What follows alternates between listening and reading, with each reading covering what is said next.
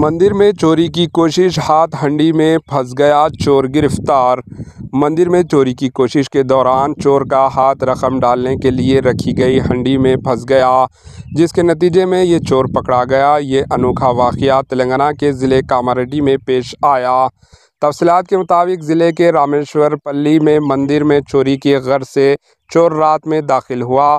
इसने वहां रखी रकम की हंडी में चोरी की नीयत से हाथ डाला, ताहम इसका हाथ हंडी में बुरी तरह फंस गया।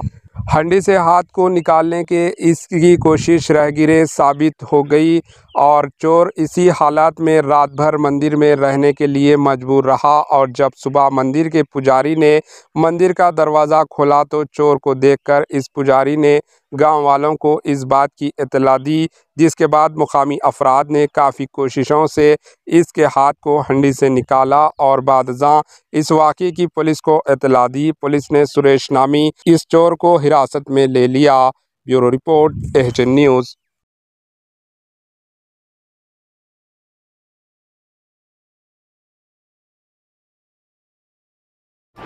एचएन न्यूज़ को लाइक करें, शेयर करें और सब्सक्राइब करना ना भूलें।